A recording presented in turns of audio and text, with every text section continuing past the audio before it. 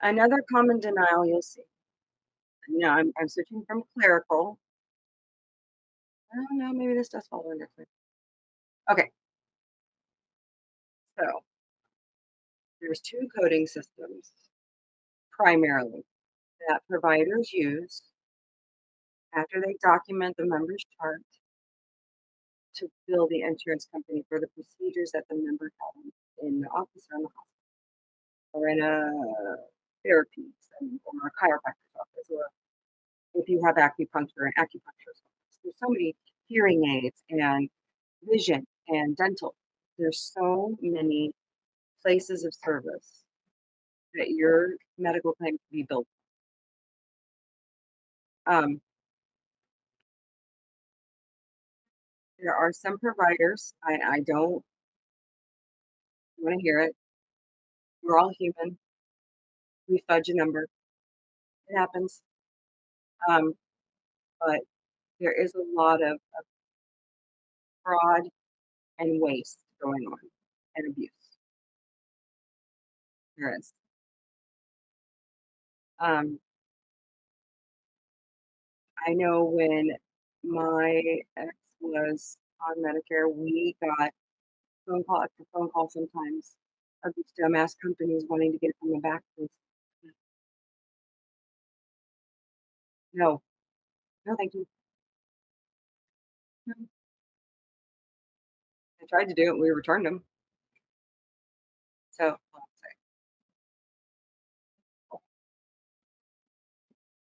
um,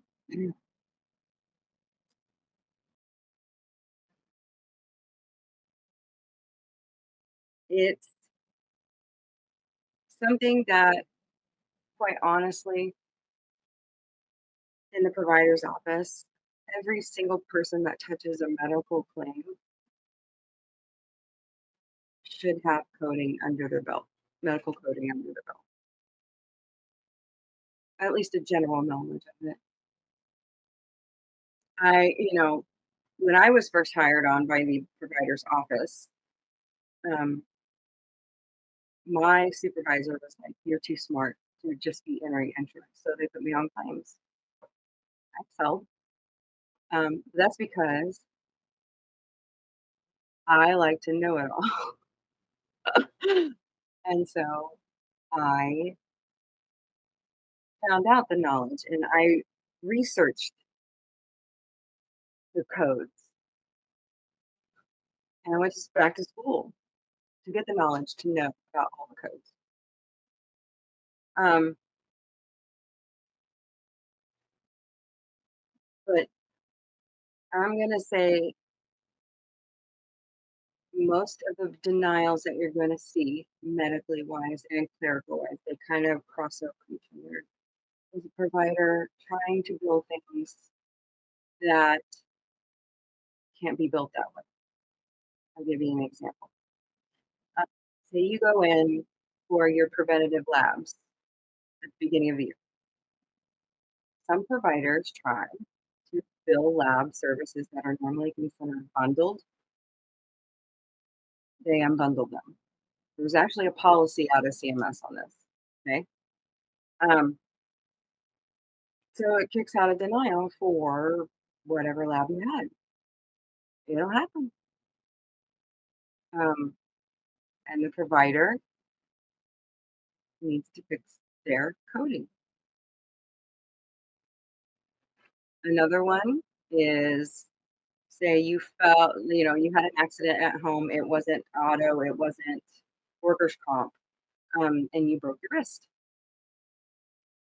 Um, and they billed for 3 views of your wrist to see the break, and the provider didn't like the way the films were done first, so they brought you back again,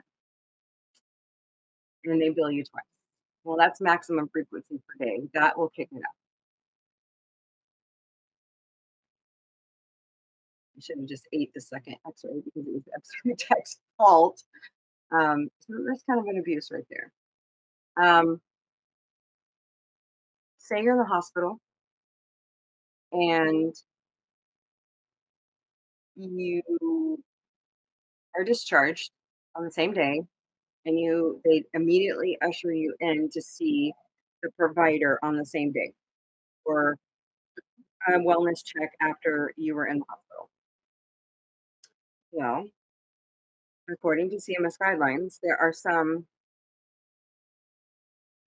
in-office services that are considered global, meaning you can't be billed for them because you were just in the hospital. They're considered a part of the hospital.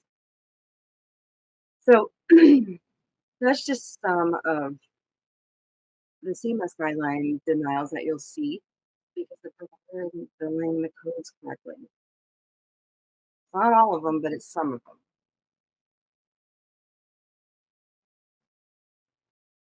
And it's really frustrating when for me, I always want to code the best I can. I don't do it a lot now, but um, bill your claim right. I always want to make sure the provider documented the correct time they were with you in the office. That's another abuse. A lot of providers are trying to bill the higher code, which has more time to get more payment, and it's not right. The provider spent 15 minutes with you. That's a 99213. That's a basic office visit. You come in for your preventive exam and you have a cough. Okay. Well, a typical 30-minute preventive exam is like a 99396. And then if you have a problem, you spend an extra 15 minutes on that. That's a 99213 with a 25 modifier. There are modifiers that are attached to the procedure code to say, hey, wait a minute, you know, don't deny this because we actually spent the extra time with the patient because they were sick. So this is above, you know, the preventative care.